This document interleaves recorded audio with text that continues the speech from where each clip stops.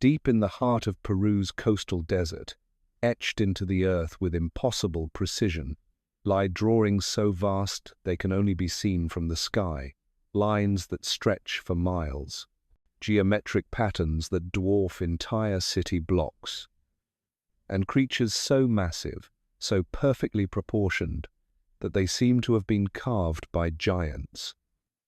The Nazca Lines, a mystery that has baffled archaeologists, historians, and engineers for nearly a century. But what if I told you the mystery isn't just about who made them or how they were created? What if the real mystery is about what happened to the evidence that could have solved this puzzle decades ago? Tonight, we're going deep into one of the most carefully guarded secrets in archaeology. Not just the story of the lines themselves, but the story of what was found, what was hidden, and why some of the most compelling evidence about the Nazca Lines has never seen the light of day. Because when you start digging into the official records, when you trace the paper trail of excavations and surveys, you discover something unsettling. Critical findings that were suddenly reclassified, researchers who were quietly reassigned, and, most disturbing of all, entire collections of artifacts that simply vanished from museum storage rooms without explanation. This isn't speculation. These aren't conspiracy theories. These are documented gaps in the historical record that point to a systematic effort to control the narrative about one of humanity's greatest archaeological mysteries. And by the end of this investigation, you'll understand why some truths about the Nazca Lines were considered too dangerous to reveal. But first, let me take you back to where this all began. Because to understand what was covered up, you need to understand what was supposed to have been impossible. The year was 1927. A Peruvian archaeologist named Toribio Mejia Zespe was hiking through the foothills of the Nazca Desert when he noticed something strange: lines in the earth. Not natural formations, but clearly artificial. Straight as arrows, stretching across the landscape further than the eye could see. But it wasn't until 1939, when American historian Paul Kosok chartered a small plane to survey the region from above, that the true scale of what lay hidden in the desert became clear. From ground level, the Nazca Lines are almost invisible. Random scrapes in the dirt, meaningless scratches that could have been made by wind or water or the passage of time. But from the air, they transformed into something extraordinary. A monkey with a spiraled tail, its limbs stretched across nearly 100 meters of desert floor. A hummingbird with wings that spanned 65 meters. A spider so detailed you can make out each of its 8 legs and the intricate patterns on its abdomen. And that was just the beginning. Over 800 straight lines, more than 300 geometric shapes, at least 70 animal and plant designs called biomorphs, all created by removing the dark surface stones to reveal the lighter earth beneath. A technique so simple that a child could understand it, yet executed with such precision that modern cartographers struggle to explain how ancient people could have achieved such accuracy without aerial guidance. The official story, the one you'll find in textbooks and museum displays, goes something like this. Between 500 BCE and 500 CE, the Nazca people created these geoglyphs for religious or ceremonial purposes. They were astronomical calendars, or pathways for religious processions, or offerings to mountain and water spirits. The lines could be seen by the gods, even if humans couldn't appreciate them from ground level. Case closed. Mystery solved. But that official story has more holes than a piece of Swiss cheese, and those holes become even more obvious when you start looking at what the early researchers actually found, not what they were allowed to publish. Let me paint you a picture of what the Nazca Desert was like in the 1942nd and 52nd. This wasn't some well-documented archaeological site with guided tours and souvenir shops. This was one of the most remote, inhospitable places on Earth. A high-altitude desert where the sun beats down mercilessly during the day and temperatures plummet at night. Where rainfall is so rare that some weather stations record years without a single drop. Where the wind howls across empty plains that stretch to the horizon in every direction. And yet, somehow, in this desolate wasteland, ancient people had created what might be the largest artwork in human history, lines and shapes that covered an area of nearly 450 square kilometers. That's bigger than the entire city of Denver, bigger than the island of Malta, an area so vast that even today, with satellite imagery and GPS technology, archaeologists are still discovering new geoglyphs.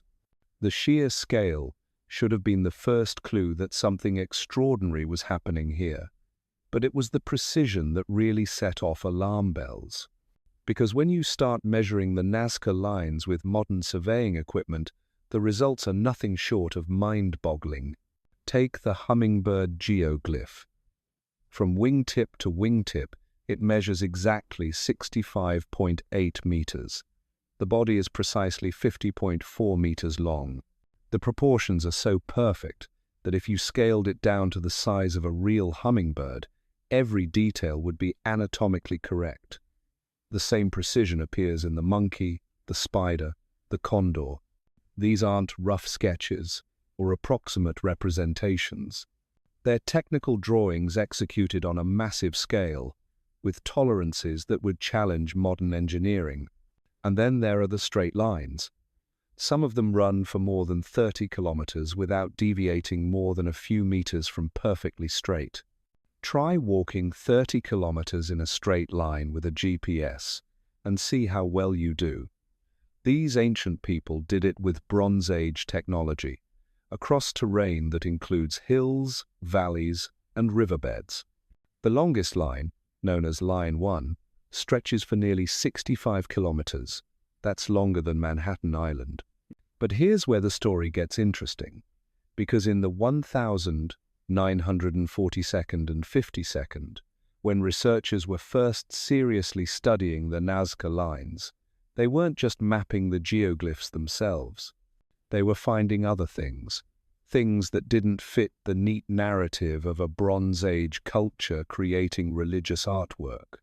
Dr. Paul Kosok, the American historian who first brought the lines to international attention, wasn't working alone. He had a team of surveyors, photographers, and local guides.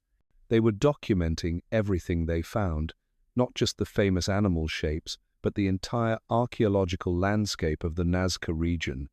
And according to his field notes, some of which were only declassified in the 1992nd, they found artifacts that didn't belong, metal objects that showed signs of advanced metallurgy, stone tools made from materials that weren't local to the region. And most puzzling of all, what Kosok described as geometric instruments that seemed designed for large-scale surveying and construction. These findings were documented, photographed, and carefully catalogued. And then they disappeared. Not lost, not misplaced, disappeared. From university storage rooms, from museum collections, from private archives. As if someone had systematically gone through the records and removed anything that didn't support the official narrative. But Kosok wasn't the only one making disturbing discoveries. Maria Reiche, the German mathematician who spent more than 50 years studying the Nazca Lines, kept meticulous records of everything she observed. Her journals, which weren't made public until after her death in 1998, tell a very different story than her published papers. In her private writings, Reiche described finding what she called control points scattered throughout the Nazca region, precisely placed stone markers that seemed to form a grid system covering hundreds of square kilometers. She calculated that these markers were positioned with an accuracy that suggested the use of sophisticated surveying techniques. Techniques that, according to conventional archaeology, wouldn't be developed until the Renaissance. But when Reiche tried to publish her findings about these control points, she was told by academic reviewers that her theories were too speculative and not supported by sufficient evidence. Her funding was cut. Her access to certain areas of the Nazca region was restricted, and gradually, the focus of her public work shifted from the technical mysteries of the lines to their astronomical and cultural significance. The pattern repeats throughout the history of Nazca research. Investigators would arrive with fresh eyes and advanced equipment. They would make discoveries that challenged conventional understanding. And then, somehow, those discoveries would be minimized, reclassified, or forgotten entirely. Take the case of Jim Woodmann, an American researcher who in the 1972 proposed that the Nazca people might have had access to hot air balloon technology. It sounds crazy until you look at his evidence. Woodmann had discovered textile fragments at Nazca burial sites that were woven so tightly they were practically airtight. He found ceramic vessels that appeared to be designed as fire pots for heating air. And most compelling of all, he identified what appeared to be landing strips and balloon mooring sites scattered throughout the region. To test his theory, Woodmann actually built a hot air balloon using only materials and techniques available to the ancient Nazca people: cotton fabric, plant fibers, and a reed basket. The balloon flew. It reached an altitude of several hundred feet and stayed aloft for over an hour. From that height, the Nazca Lines were clearly visible, and navigating by them would have been entirely possible. Woodmann's experiment proved that ancient flight wasn't just possible, it was practical. And yet his work was largely ignored by the archaeological establishment. His papers were rejected by major journals. His requests for funding were denied.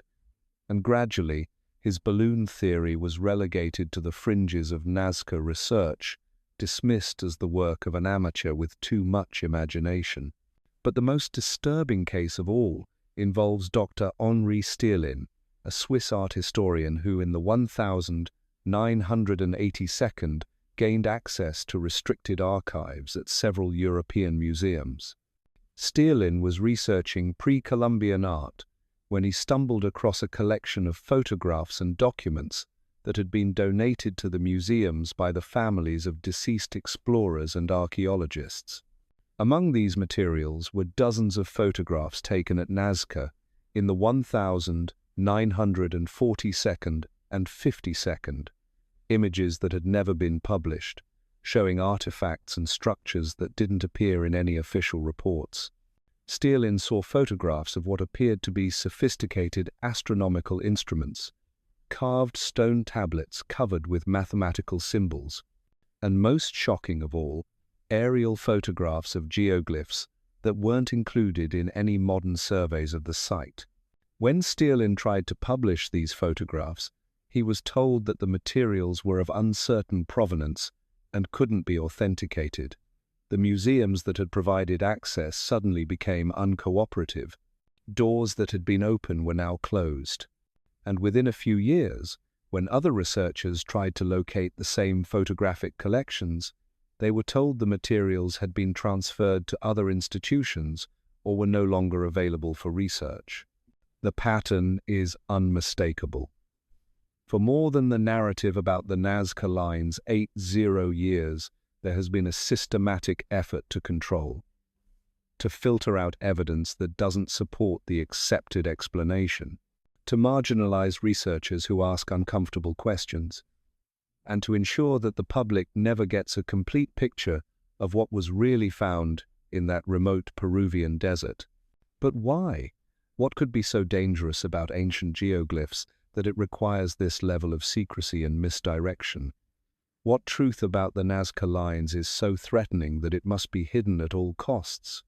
The answer, as you're about to discover, has less to do with the lines themselves and more to do with what they represent, because the Nazca Lines aren't just an archaeological mystery.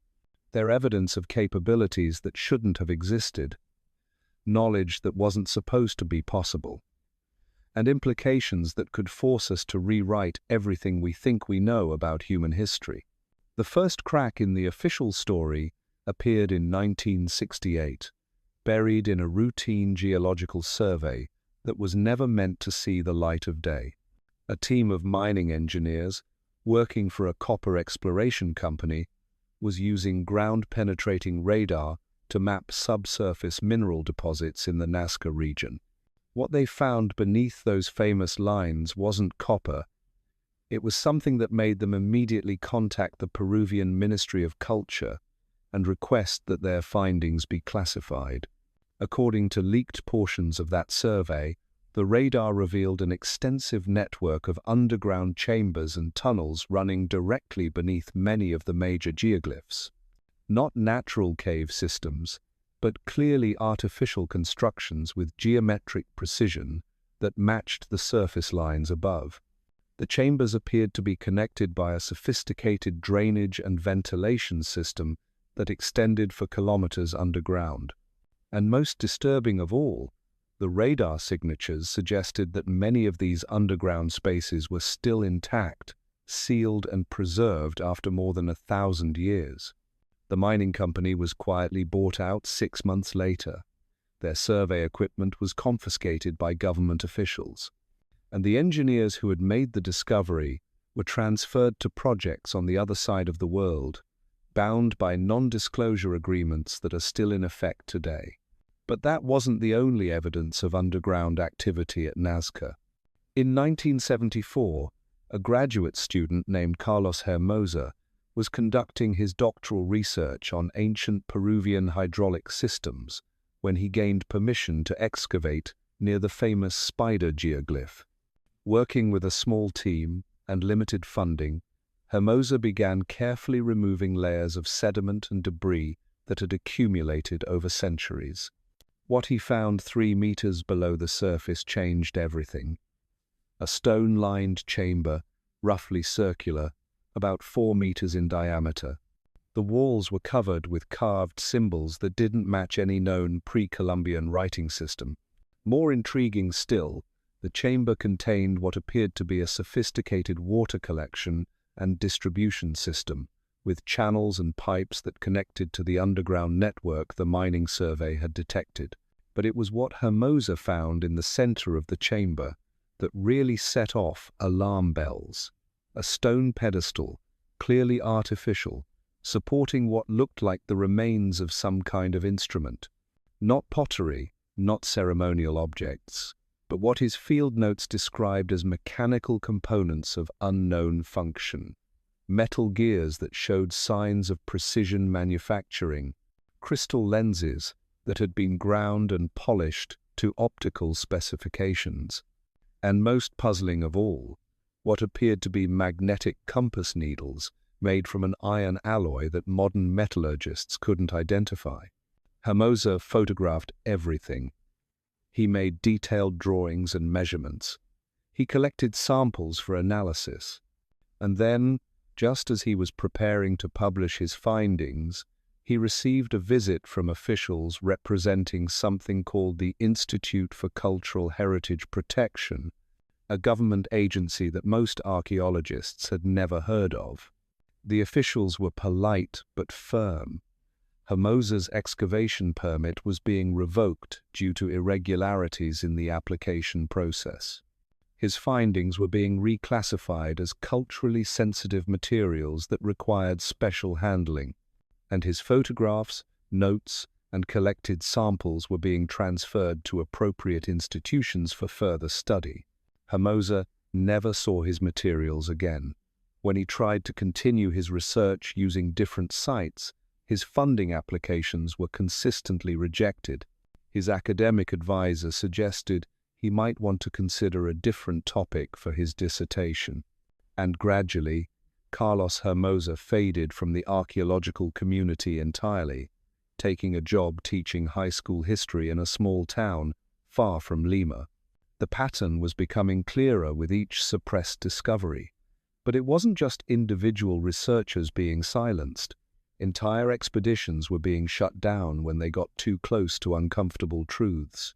In 1981, the National Geographic Society funded a major multidisciplinary study of the Nazca Lines, bringing together archaeologists, engineers, mathematicians, and aerial photography experts. It was supposed to be the definitive investigation that would finally solve the mystery once and for all. The team had the latest ground-penetrating radar equipment, sophisticated surveying instruments, and unlimited access to the site. For 6 months, everything proceeded normally.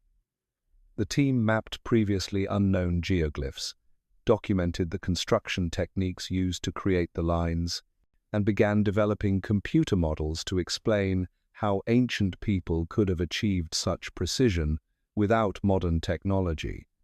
Their preliminary findings were extraordinary. They had identified what appeared to be a master plan underlying the entire geoglyph complex, a sophisticated geometric design that suggested the involvement of highly trained engineers and mathematicians. But then something changed. In the 7th month of the expedition, National Geographic headquarters in Washington received a call from the Peruvian government. There had been concerns raised by local indigenous groups about the impact of the research on sacred sites. The expedition's permits were being reviewed, and until further notice, all fieldwork was suspended. The team members were given 48 hours to pack their equipment and leave Peru. Their research materials were temporarily retained by customs officials for review, and when those materials were eventually returned months later, key sections had been removed or heavily redacted. The computer models showing the master plan were gone entirely. National Geographic's final report on the Nazca Lines, published 2 years later, was a pale shadow of what the expedition had actually discovered. It focused on the cultural and astronomical significance of the geoglyphs, while carefully avoiding any discussion of the technical capabilities required to create them.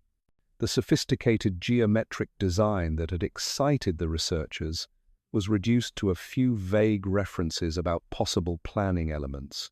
But the most telling detail was what happened to the expedition's aerial photography. The team had taken thousands of high-resolution photographs from helicopters and small aircraft, documenting not just the famous geoglyphs, but the entire landscape of the Nazca region. When these photographs were processed and analyzed, they revealed dozens of previously unknown lines and shapes. More importantly, they showed clear evidence of modern disturbance in areas that were supposed to be pristine archaeological sites. Bulldozer tracks, fresh excavations, modern equipment that had no business being in a protected cultural zone. Someone had been working at Nazca, and they clearly didn't want their activities documented. The aerial photographs that showed this modern disturbance were never published. When researchers from other institutions requested access to the complete photographic archive, they were told it was incomplete or undergoing restoration. And gradually, even the expedition members themselves began to distance themselves from their Nazca work, moving on to other projects and rarely speaking about their experiences in Peru. Dr. Anthony Aveni, the astronomer who had led the mathematical analysis of the geoglyphs, did grant one interview to a small academic journal in 1987. His comments were carefully worded, but the implications were clear. There are aspects of the Nazca phenomenon, he said, that extend beyond what we typically consider the capabilities of pre-Columbian cultures. Whether those aspects are indigenous developments or represent outside influence is a question that may never be fully answered within current academic frameworks. When pressed for specifics, Aveni declined to elaborate, but his choice of words was significant. Outside influence in archaeological terms usually refers to contact between different human cultures, but Aveni's phrasing suggested something more exotic, something that couldn't be discussed within current academic frameworks. The evidence of suppression wasn't limited to field research. Even theoretical work about the Nazca Lines was being carefully controlled. In 1986, Dr. Gerald Hawkins, the astronomer who had gained fame for his work on Stonehenge, turned his attention to the geometric properties of the Nazca geoglyphs. Using computer analysis, Hawkins discovered that many of the lines incorporated sophisticated mathematical relationships based on irrational numbers like pi and the golden ratio. More intriguingly, his analysis suggested that the geoglyphs were designed according to principles of projective geometry that wouldn't be formally developed by European mathematicians until the 17th century. The ancient Nazca people, according to Hawkins' calculations, had been working with mathematical concepts that were supposedly unknown until the Renaissance. Hawkins prepared a detailed paper outlining his findings and submitted it to several major archaeological journals. All rejected it. The reviewers didn't question his mathematics or dispute his calculations. They simply stated that his conclusions were inconsistent with current understanding of pre-Columbian capabilities and therefore couldn't be published. Frustrated but undeterred, Hawkins tried a different approach. He submitted the same mathematical analysis to astronomy and mathematics journals, framing it as a study of geometric principles in ancient art rather than as archaeological research. These papers were accepted and published. But somehow, the archaeological community managed to ignore them entirely. The mathematical proof of advanced Nazca capabilities existed in the scientific literature, but it was effectively invisible to the researchers who should have been most interested in it. The pattern of evidence suppression extended even to modern technological analysis of the site. In the 1992, as satellite imagery became more widely available, independent researchers began using commercial satellite data to study the Nazca Lines from space. What they found was disturbing. The satellite images revealed that significant areas of the Nazca Plateau had been disturbed by modern excavation, not archaeological excavation, with its careful grid systems and meticulous documentation, but industrial-scale earth-moving that had scarred the landscape and obliterated unknown numbers of geoglyphs. Someone was mining at Nazca, extracting something from beneath those ancient lines. When researchers tried to get more information about these excavations, they hit the same wall of bureaucratic silence that had stymied so many others. The Peruvian Ministry of Culture claimed no knowledge of authorized excavations. The Ministry of Mining said the area was outside their jurisdiction, and international monitoring organizations were told that any concerns should be directed through appropriate diplomatic channels. Meanwhile, the excavations continued. Satellite imagery from different years showed the disturbed areas growing larger and more extensive.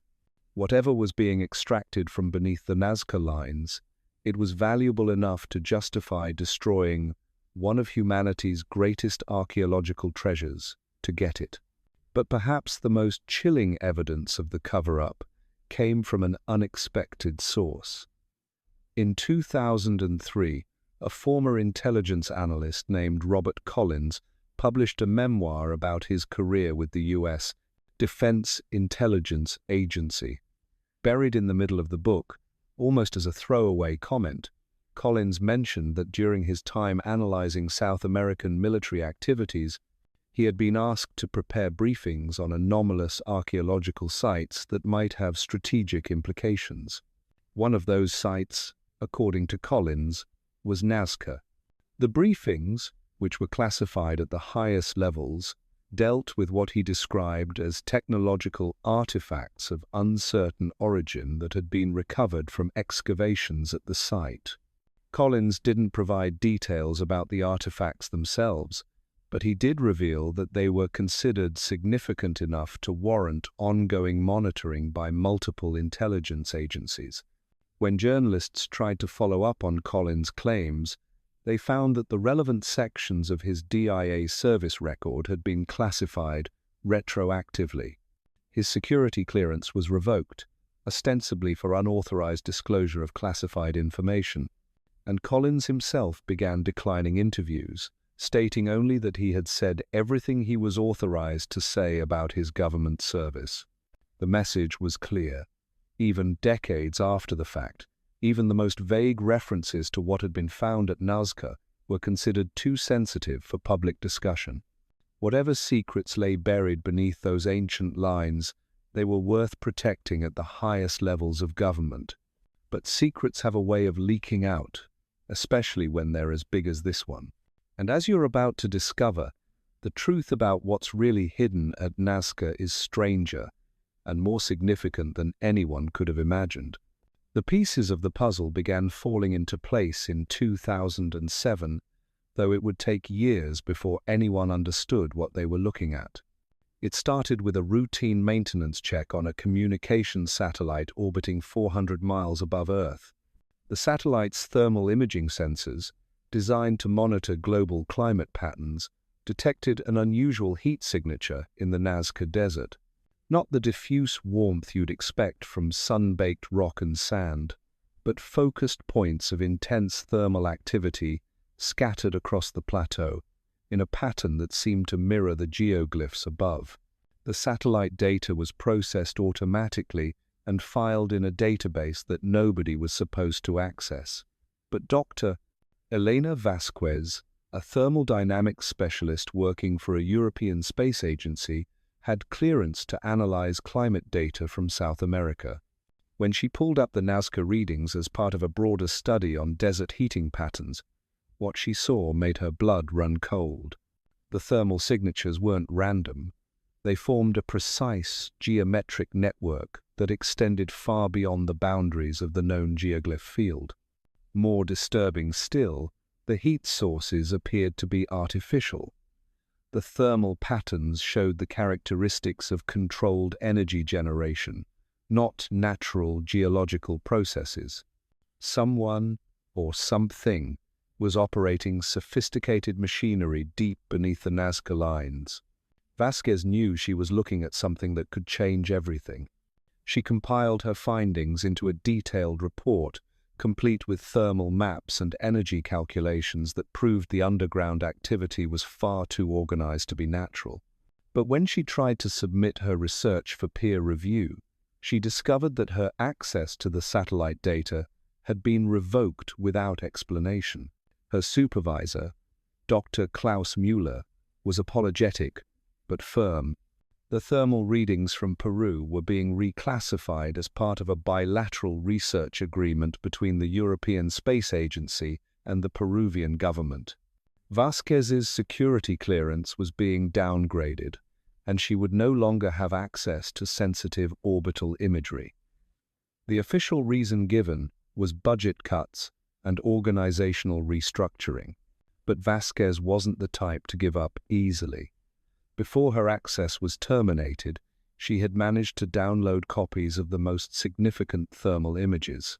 Working from her home computer, she began a painstaking analysis of what the satellite had detected beneath the desert floor. What she found defied every assumption about ancient Peruvian civilization.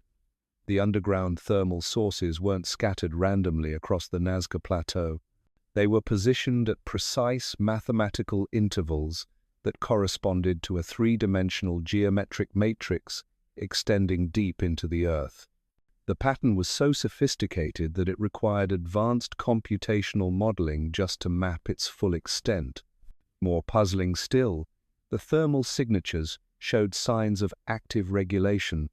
The energy output from different nodes in the network varied in coordinated patterns, as if the entire system was being controlled by some kind of central intelligence. This wasn't ancient machinery running wild after centuries of abandonment. This was a functioning technological network that someone was actively operating. Vasquez spent months trying to understand what she was seeing. The energy levels alone were staggering. Each thermal node was generating the equivalent output of a small power plant, yet there was no evidence of fuel sources, cooling systems, or waste heat disposal. Whatever technology was running beneath Nazca was operating on principles that modern physics couldn't explain. But the most disturbing discovery came when Vasquez began comparing her thermal maps with historical surveys of the geoglyphs. The underground network didn't just mirror the surface lines. It preceded them. The thermal signatures showed that the subterranean infrastructure had been in place long before the Nazca people began creating their famous drawings in the desert above. This timeline completely inverted the accepted explanation for the geoglyphs. Instead of ancient people creating mysterious drawings for religious purposes, it appeared that they had been marking the locations of something that was already there. The lines weren't art or astronomy or ceremonial pathways. They were a map, a guide to whatever was hidden beneath the surface. Vasquez tried to publish her findings through academic channels, but every journal she contacted gave her the same response. Her thermal analysis was interesting but inconclusive. Her interpretations were speculative, beyond acceptable scientific standards. Her conclusions were inconsistent with established archaeological evidence. Frustrated but determined, Vasquez decided to take her evidence public. She created a website documenting her thermal analysis and began reaching out to independent researchers who might be interested in her discoveries. But within weeks of going public, Vasquez began experiencing a series of problems that seemed designed to discredit her work. Her home computer was infected with a virus that corrupted her data files. Her internet service was repeatedly interrupted by technical difficulties that always seemed to occur when she was trying to upload new information. Her phone calls to other researchers were frequently dropped or plagued by interference that made communication impossible. Most disturbing of all, Vasquez began receiving visits from officials representing various government agencies. They were always polite, always professional, but their message was clear. Her thermal analysis of Peru was based on classified satellite data that she wasn't authorized to possess. Her public statements about underground activity at Nazca were potentially harmful to ongoing diplomatic relations between European countries and Peru. The officials didn't threaten Vasquez directly. They didn't have to. Within 6 months, her employment contract with the space agency was terminated due to performance issues. Her security clearances were permanently revoked. And her thermal analysis of Nazca disappeared from the internet, removed by hosting companies that cited copyright violations and terms of service infractions. But Vasquez's work had already planted seeds of doubt in the minds of other researchers. Dr. James Patterson, a geophysicist at MIT, had seen her thermal maps before they were scrubbed from the internet. Working independently, he began analyzing seismic data from the Nazca region, looking for evidence of the underground network that Vasquez had detected. What Patterson found was even more extraordinary than thermal signatures. The seismic records showed clear evidence of artificial cavities beneath the Nazca Plateau, but these weren't simple chambers or tunnels. The underground spaces formed a complex three-dimensional structure that extended more than a kilometer into the earth. The engineering required to create such a network would challenge modern construction techniques, yet it appeared to be thousands of years old. More intriguing still, the seismic data revealed that the underground structure was acoustically active. Sound waves were being generated from deep within the network and transmitted through the rock in carefully modulated patterns. It was as if the entire underground system was some kind of massive communication device, broadcasting signals that could be detected across hundreds of kilometers. Patterson was preparing to publish his seismic analysis when he received an unexpected phone call. The caller identified himself as a representative of the National Science Foundation, the agency that provided funding for much of Patterson's research. There had been concerns raised about the direction of his current work. His grant applications were being reviewed for compliance with international research protocols. The message was subtle but unmistakable. Patterson could continue his seismic research as long as it focused on traditional geological phenomena. But any work that touched on anomalous structures beneath Peru would not be supported by federal funding. His career depended on his willingness to ignore what he had discovered. Patterson made the pragmatic choice. He shelved his Nazca research and returned to studying conventional earthquake patterns. But he kept his seismic data, hoping that someday the political climate would change enough to allow him to resume his investigation of what lay hidden beneath those ancient lines. The pattern of suppression was becoming impossible to ignore. Every researcher who got close to the truth about Nazca faced the same bureaucratic obstacles, the same funding cuts, the same professional isolation. It was as if an invisible hand was guiding the flow of information, ensuring that certain discoveries never reached public attention. But the suppression wasn't limited to individual scientists. Entire research programs were being quietly terminated when they got too close to uncomfortable truths. In 2010, the University of California launched an ambitious project to create a comprehensive digital archive of all known archaeological sites in South America. The project was supposed to last 5 years and involve dozens of universities across multiple countries. The Nazca Lines were an obvious choice for inclusion in the archive.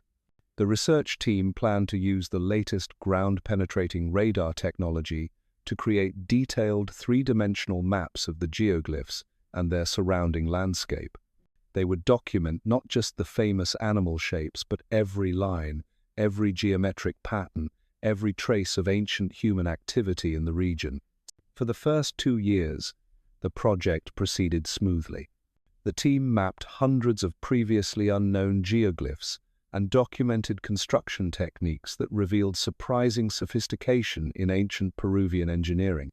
They were building a picture of the Nazca culture that was far more complex and technologically advanced than anyone had previously imagined. But in the 3rd year, the team began finding things that didn't belong in any conventional archaeological timeline. Metallic objects buried beneath the lines that showed signs of precision manufacturing. Stone tools made from materials that weren't found anywhere in South America. And most puzzling of all, what appeared to be technological components that seemed designed for purposes no one could identify. The project director, Dr. Sarah Mitchell, was a seasoned archaeologist who had worked on sensitive sites around the world. She knew the importance of proper documentation and careful analysis. Every anomalous artifact was photographed, measured, and subjected to the most advanced testing available. The results were consistent and disturbing.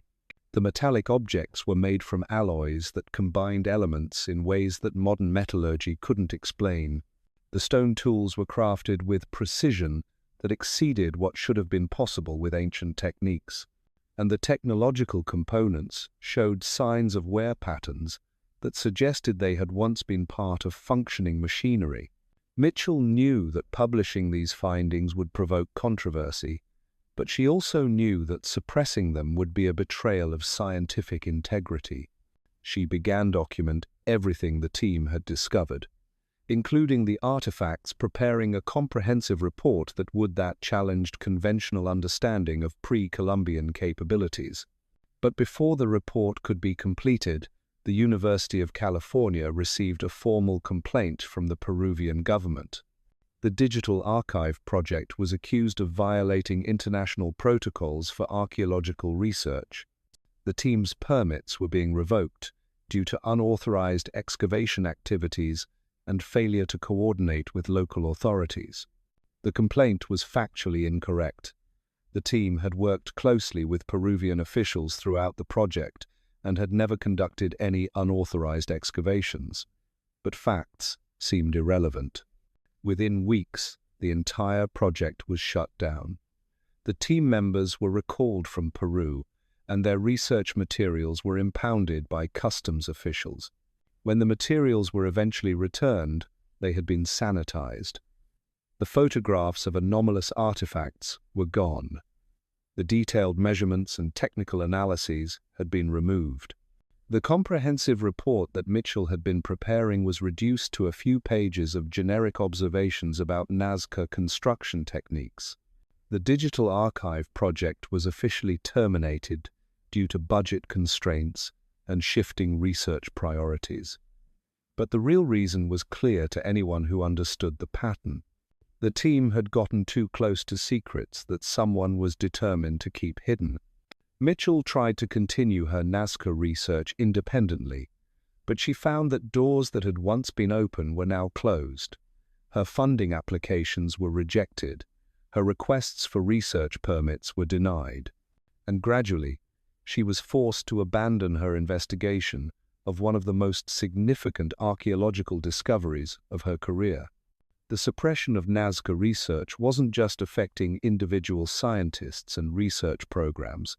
It was shaping the entire academic discourse about pre-Columbian civilizations in South America. Textbooks were being rewritten to emphasize the limitations of ancient technology.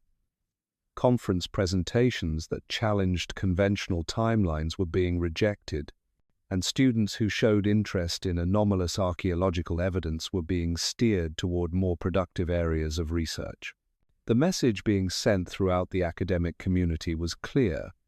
Some questions were not worth asking, and some answers were too dangerous to pursue.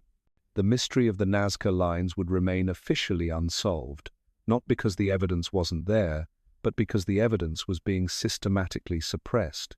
But suppression, no matter how thorough, always leaves traces, and those traces were about to lead to the most disturbing discovery of all. Evidence that the cover-up of Nazca's secrets extended far beyond the archaeological community and reached into the highest levels of government and international intelligence agencies. The breakthrough came from an unexpected source, a retired telecommunications engineer named David Chen, who had spent 30 years installing fiber optic cables for major corporations around the world. In 2012, Chen was hired by a Peruvian telecommunications company to survey potential routes for a new high-speed internet backbone that would connect Lima to southern Peru. The proposed route would pass directly through the Nazca region. Chen's job was straightforward: use ground-penetrating radar to identify subsurface obstacles that might interfere with cable installation. Rock formations, underground water sources, anything that would require the engineering team to adjust their planned route. But when Chen began his surveys in the desert east of the famous geoglyphs, his equipment started detecting signatures unlike anything he'd encountered in 3 decades of underground mapping. The radar was picking up metallic objects buried at depths that ranged from 10 to 50 meters below the surface. But these weren't the scattered metal fragments you might expect from ancient settlements or modern debris. The metallic signatures formed geometric patterns that stretched for kilometers in every direction. Straight lines, perfect circles, complex angular shapes that looked more like circuit boards than archaeological remains. More puzzling still, Chen's equipment was detecting electromagnetic activity from these buried objects. Not the passive reflection of radar waves that you'd get from inert metal, but active electromagnetic fields that suggested the presence of functioning electronic components. Someone had buried a vast network of electronic equipment beneath the Nazca Desert, and much of it appeared to still be operational. Chen was a practical man who dealt in facts and measurements. He documented everything his equipment detected, creating detailed maps of the underground electromagnetic network. But as he worked, he began to notice something that made him increasingly uncomfortable. He wasn't the first person to survey this area. The desert floor showed clear signs of previous excavations that had been carefully concealed. Patches where the surface stones had been removed and replaced in patterns that would be invisible to casual observation but obvious to someone with Chen's trained eye. Someone had been conducting large-scale underground operations at Nazca for years, possibly decades, and they had gone to extraordinary lengths to hide their activities. Chen completed his survey and submitted his findings to the telecommunications company that had hired him. The response was immediate and unexpected. His contract was terminated early due to changes in project scope. The survey data he had collected was classified as proprietary information that couldn't be disclosed to outside parties, and Chen was required to sign an expanded, non-disclosure agreement that prohibited him from discussing any aspect of his work in Peru. But Chen kept copies of his electromagnetic maps, and what he had discovered bothered him too much to simply forget. Working from his home in California, he began researching the history of the Nazca Lines, trying to understand why there would be active electronic equipment buried beneath an ancient archaeological site. What he found in the academic literature didn't match what his instruments had detected. The official descriptions of Nazca portrayed a Bronze Age culture creating simple earthworks for religious purposes. There was no mention of the sophisticated underground infrastructure that Chen's radar had mapped. No reference to electromagnetic activity or buried electronic components. The disconnect between official archaeology and observable reality was so dramatic that Chen began to suspect he had stumbled onto something far more significant than a telecommunications survey. He started reaching out to researchers who had worked at Nazca, hoping to find someone who could explain what he had detected. Most of the academics he contacted were polite but unhelpful. They acknowledged that there were many unexplored aspects of the Nazca phenomenon, but they couldn't provide any information about underground electromagnetic activity. Several suggested that Chen's equipment might have been malfunctioning or that he had misinterpreted the data. But one retired archaeologist, Dr. Marcus Webb, agreed to meet with Chen privately. Webb had worked at Nazca in the 1982nd as part of a team studying ancient water management systems. Over coffee at a small cafe in San Diego, Webb told Chen a story that explained everything. According to Webb, the archaeological community had known about anomalous underground activity at Nazca for decades. The electromagnetic signatures that Chen had detected were part of a much larger phenomenon that included thermal anomalies, seismic irregularities, and gravitational disturbances that couldn't be explained by conventional geology. But any researcher who tried to investigate these anomalies faced immediate professional consequences. Funding would be cut, permits would be revoked, and career prospects would evaporate. The message was clear. Certain aspects of Nazca were off-limits to academic inquiry. Webb himself had experienced this suppression firsthand. In 1987, his team had discovered what appeared to be an artificial chamber system beneath the spider geoglyph. The chambers were lined with a metallic material that their instruments couldn't identify, and they contained objects that seemed to be technological in nature rather than ceremonial artifacts. When Webb tried to expand his excavation to explore these chambers more thoroughly, he was told that his research permit was being suspended due to environmental concerns. The chambers were sealed with concrete, and the area was declared off-limits to further archaeological investigation. Webb's findings were classified as inconclusive and excluded from his team's final report. "The thing is," Webb told Chen, "we all knew we were looking at something extraordinary. Technology that shouldn't have existed in pre-Columbian South America. But the system is designed to prevent us from investigating it properly. You document anomalies, they take away your funding. You ask too many questions, they take away your permits. You try to publish uncomfortable findings, they take away your career." Webb's story explained the pattern that Chen had noticed in his research. Decades of discoveries that were never fully reported, researchers who were quietly marginalized, and a consistent effort to maintain the fiction that Nazca was nothing more than an ancient religious site. But Webb had one more piece of information that changed everything. During his work at Nazca, he had observed unmarked aircraft conducting regular flights over the geoglyph fields. Not tourist planes or research flights, but military-style aircraft that would appear without warning, conduct systematic aerial surveys, and then disappear. The local Peruvian officials claimed no knowledge of these flights. The aircraft bore no identifying markings, and they didn't appear on any flight schedules or air traffic control records. But they were clearly conducting organized surveillance of the site, as if someone was monitoring everything that happened at Nazca. Webb suspected that these flights were connected to the underground activity that researchers kept detecting but were never allowed to investigate. Someone was operating sophisticated equipment beneath the Nazca Lines, and they were using aerial surveillance to ensure that their activities remained hidden from academic scrutiny. Chen's telecommunications survey had inadvertently mapped part of this hidden infrastructure. His electromagnetic readings weren't detecting ancient artifacts or natural geological formations. They were detecting active electronic systems that were still operational after decades of concealed operation. The implications were staggering.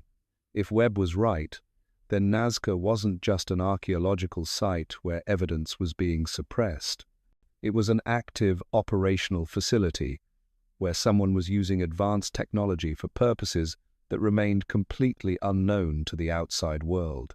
Chen began to understand why his survey data had been classified and why he had been required to sign such restrictive non-disclosure agreements. He hadn't just been mapping cable routes. He had inadvertently documented part of one of the most closely guarded secrets in the world. But who was operating this hidden facility? And what were they doing beneath those ancient lines that required such extraordinary levels of secrecy and suppression? The answer to those questions would emerge from an unexpected source. A former military contractor who had spent years working on classified projects for agencies that officially didn't exist. His revelations about Nazca would expose a web of deception that reached into the highest levels of international government and intelligence operations. Thomas Morrison had spent 15 years as a senior systems analyst for defense contractors, working on what were euphemistically called special access programs, projects so classified that their very existence was denied by the agencies that funded them. Morrison had security clearances that gave him access to information that most government officials would never see, and he had worked on technologies that wouldn't be acknowledged publicly for decades. In 2015, 3 years after Chen's telecommunications survey, Morrison was diagnosed with terminal cancer. Facing his own mortality and troubled by some of the projects he had worked on, Morrison began reaching out to journalists and researchers who investigated government secrecy. He wanted to reveal what he knew about certain classified programs before it was too late. One of the programs Morrison described involved something called Project Subterranean, a joint operation between multiple intelligence agencies that had been running since the early 1972nd. The project's official mission was to develop advanced underground detection and monitoring systems that could identify enemy tunnels, bunkers, and other concealed facilities. But according to Morrison, Project Subterranean had a secondary mission that was never documented in official records. The program was also tasked with investigating what Morrison called anomalous underground installations at sites around the world, where conventional explanations didn't adequately account for detected activity. Nazca was one of the primary sites under investigation by Project Subterranean. Morrison had personally reviewed intelligence reports that documented decades of underground electromagnetic activity, thermal signatures, and seismic anomalies that couldn't be explained by known geological processes or archaeological remains. The intelligence community's interest in Nazca wasn't academic. They weren't trying to understand the cultural significance of ancient geoglyphs or unravel the mysteries of pre-Columbian civilization. They were investigating what appeared to be an active technological installation of unknown origin that was operating beneath one of the world's most famous archaeological sites. Morrison described seeing classified reports that detailed the discovery of artificial chambers, metallic structures, and electronic components that demonstrated technological capabilities far beyond anything that should have existed in ancient Peru. But more disturbing still, some of these underground systems appeared to still be functioning, maintaining themselves through automated processes that no one could explain or control. The thing that really bothered everyone, Morrison told a journalist in one of his final interviews, was that we couldn't figure out who built it or how it worked. The technology was clearly artificial, clearly sophisticated, but it didn't match any known human engineering principles. It was like finding a computer in a medieval castle. It didn't belong there, but there it was. The intelligence agencies had spent decades trying to understand and potentially reverse engineer whatever was hidden beneath Nazca. They had conducted covert excavations, installed monitoring equipment, and recruited scientists and engineers to analyze the anomalous technology they had discovered. But despite all their efforts, the underground systems remained largely mysterious. The technology seemed to be self-maintaining and resistant to analysis. Attempts to access the deeper chambers had been unsuccessful, as if the installation was designed to prevent unauthorized entry. Morrison revealed that Project Subterranean had developed elaborate cover stories to explain their activities at Nazca. They worked through front companies, academic institutions, and international organizations to maintain a presence at the site without attracting public attention. Archaeological expeditions were funded and guided to ensure that their research never got too close to the real secrets hidden underground. The suppression of uncomfortable discoveries wasn't the result of academic conservatism or bureaucratic incompetence. It was a deliberate intelligence operation designed to prevent public awareness of what Morrison described as the most significant technological discovery in human history.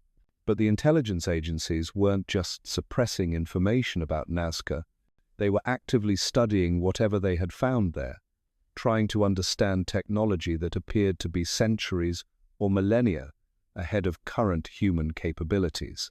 The implications for national security, technological development, and human understanding of our own history were considered too significant to risk public disclosure. Morrison died in early 2016, but not before providing documentary evidence to support his claims about Project Subterranean. Classified budget documents showed funding for archaeological monitoring and cultural preservation programs in Peru that were actually covers for intelligence operations. Personnel records revealed that dozens of scientists and engineers with top-secret clearances had been assigned to work on special projects at Nazca. Most significantly, Morrison provided copies of technical reports that described some of the anomalous technology that had been discovered underground. The reports were heavily redacted, but they clearly indicated the presence of sophisticated electronic systems, power generation equipment, and what one analyst described as information processing capabilities of unknown design and purpose. The picture that emerged from Morrison's revelations was breathtaking in its implications. For more than 40 years, intelligence agencies from multiple countries had been secretly investigating and attempting to understand advanced technology hidden beneath the Nazca Lines. The famous geoglyphs weren't just ancient artwork or astronomical calendars. They were markers, guides to an underground installation that represented the most closely guarded technological secret in the world. But Morrison's death didn't end the story. His revelations had opened a door that couldn't be closed, and other insiders began to come forward with their own pieces of the puzzle. Each new revelation added depth to the understanding of what was really happening at Nazca and why so much effort had been invested in keeping it secret. Dr. Angela Rodriguez had worked as a linguist for the National Security Agency, specializing in the analysis of unknown communication systems and coded transmissions. In 2017, a year after Morrison's death, Rodriguez published a memoir that included references to her work on what she called non-standard signal analysis at sites around the world. According to Rodriguez, the NSA had been monitoring electromagnetic transmissions from the Nazca region since the 1962nd. The signals weren't random electromagnetic noise or interference from natural sources. They showed clear signs of intelligent modulation and appeared to be carrying information in patterns that suggested the presence of sophisticated communication technology. The transmissions were intermittent and seemed to follow complex schedules that didn't correspond to any known astronomical or geological cycles. But when they did occur, they were powerful enough to be detected by monitoring stations thousands of kilometers away. Whatever was generating these signals had access to energy sources and transmission capabilities that exceeded most government communication systems. Rodriguez had spent years trying to decode the transmissions, but their structure defied conventional cryptographic analysis. The signals seemed to be using mathematical principles and information encoding systems that were unlike anything in human technology. It was as if someone was broadcasting using a completely different approach to communication, one that human science was only beginning to understand. The NSA's interest in these transmissions wasn't purely academic. Intelligence analysts suspected that the signals might represent communications between the underground installation at Nazca and other unknown facilities around the world. If that was true, then Nazca might be just one node in a global network of hidden technological installations.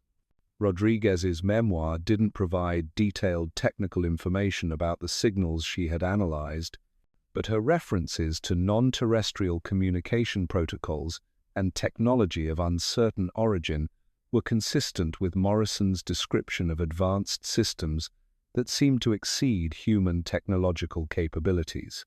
The pattern of revelations continued as more former insiders came forward with their own pieces of the Nazca puzzle. Each new account added credibility to the growing understanding that something extraordinary was hidden beneath those ancient lines, and that powerful interests had been working for decades to keep it secret.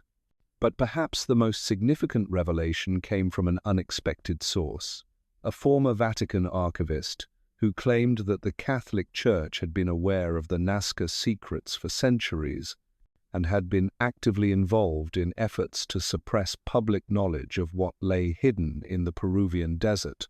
Father Miguel Santos had spent 25 years working in the Vatican secret archives, with access to some of the most closely guarded documents in the Catholic Church's possession. In 2018, shortly before his retirement, Santos began speaking privately with researchers about historical documents that referenced anomalous discoveries at sites around the world, including Nazca. According to Santos, the Vatican archives contained records dating back to the Spanish colonial period that described the discovery of artificial chambers and mechanisms beneath the Nazca Plateau. Spanish explorers and missionaries had found evidence of sophisticated underground installations that they couldn't explain using the knowledge and technology of their time. The Spanish reports described encounters with what they called devices of unknown purpose that appeared to be made from materials and using techniques that were completely unfamiliar. Some of these devices seemed to be still functioning, generating light, heat, or other effects without any apparent power source.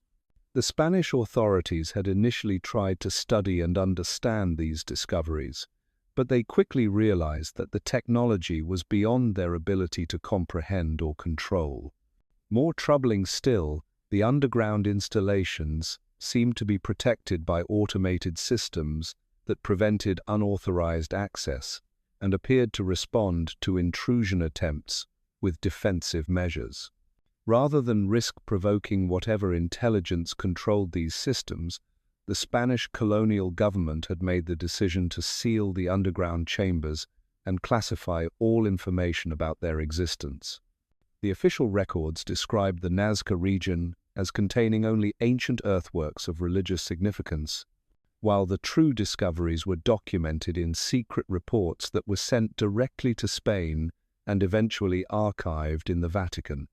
Santos revealed that these secret archives contained not just historical documents about Nazca, but ongoing correspondence between the Vatican and various government agencies about continued monitoring and suppression efforts. The Catholic Church had been an active participant in the cover-up, using its global influence and institutional authority to discourage research that might expose the truth about what lay hidden beneath the geoglyphs. The Vatican's motivation wasn't scientific or political, but theological. The discovery of advanced technology that predated known human civilization by thousands of years raised fundamental questions about human history, the development of civilization, and humanity's place in the universe. These were questions that church leadership felt were too dangerous to explore publicly, as they could undermine fundamental religious teachings about human creation and divine plan. Santos described seeing documents that outlined Vatican coordination with intelligence agencies from multiple countries to ensure that Nazca research remained focused on cultural and astronomical interpretations, while technological discoveries were suppressed or explained away. The Church's vast network of educational institutions, research foundations, and cultural organizations provided perfect cover for monitoring and controlling archaeological research around the world.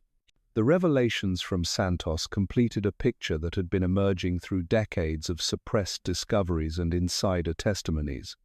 Nazca wasn't just an ancient ceremonial site where uncomfortable evidence was being hidden by academic conservatism. It was the location of technological installations that challenged fundamental assumptions about human history and capabilities, and their existence was being suppressed by a coordinated effort involving intelligence agencies, academic institutions, and religious organizations from around the world. But even with all these revelations, the most important questions remained unanswered. What exactly was hidden beneath those ancient lines? Who had built it, and why? And most significantly, if the technology was still operational after thousands of years, what was its purpose? The answers to those questions would require looking beyond the cover-up itself to examine the evidence that had been suppressed. Because despite decades of secrecy and misdirection, traces of the truth about Nazca had survived in the margins of official reports, in the private notes of researchers, and in the testimonies of those who had seen too much to remain silent. The final pieces of this extraordinary puzzle began emerging in 2019, when a data breach at a major defense contractor accidentally released thousands of classified documents onto the dark web. Among the leaked files were technical specifications, engineering diagrams, and operational reports that provided the first detailed look at what intelligence agencies had actually discovered beneath the Nazca Lines.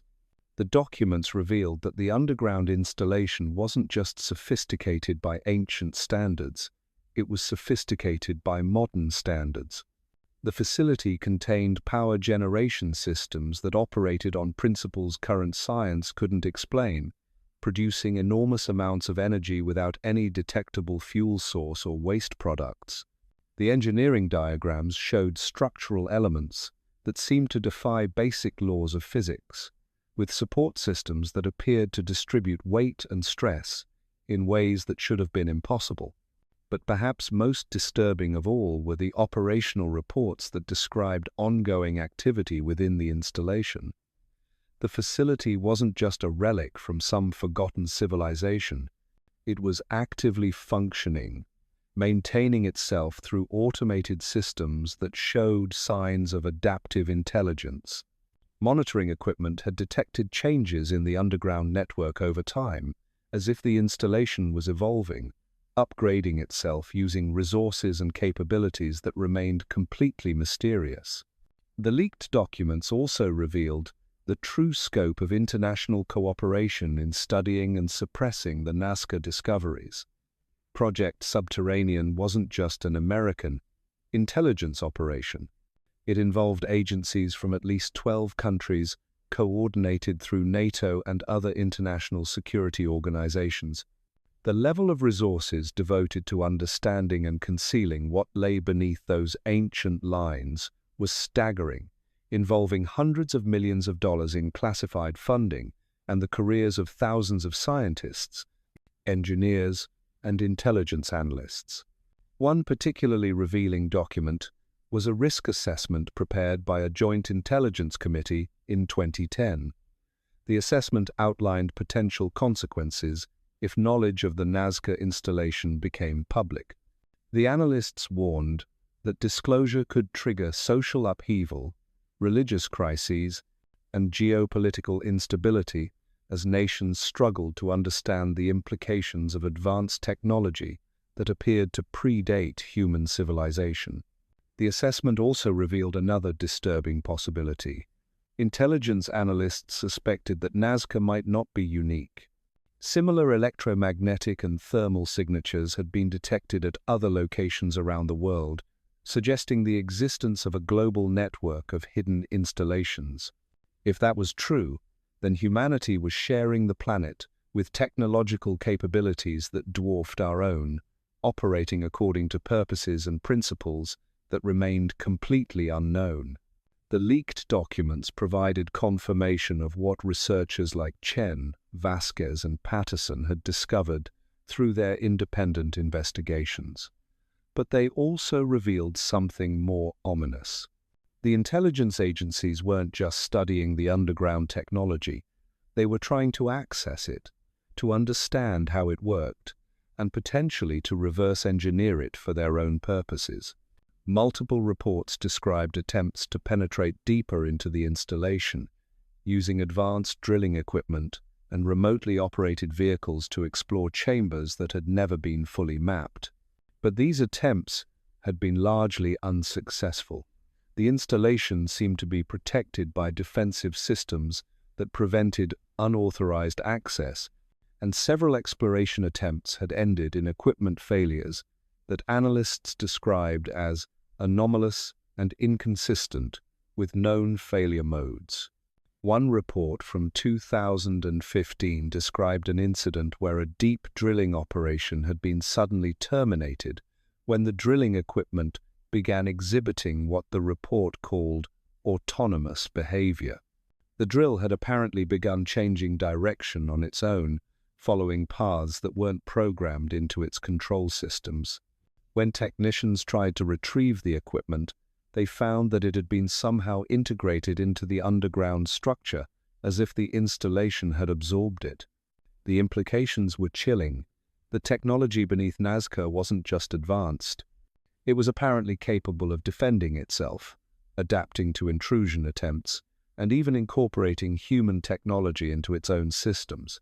Whatever intelligence controlled these capabilities, it was clearly aware of human attempts to study and access the installation. So, there you have it. Decades of suppressed evidence, vanished researchers, and classified operations stretching across continents and centuries. The Nazca Lines aren't just ancient drawings in the sand. They're markers pointing to something far more extraordinary than we've ever been allowed to understand. Technology that challenges everything we think we know about our past, our place in history, and perhaps our future. The question isn't whether the cover-up exists anymore. The question is what happens now that we know about it. Because somewhere beneath that remote Peruvian desert, something is still waiting, still watching, still operating. And maybe, just maybe, it's time we stopped pretending it isn't there.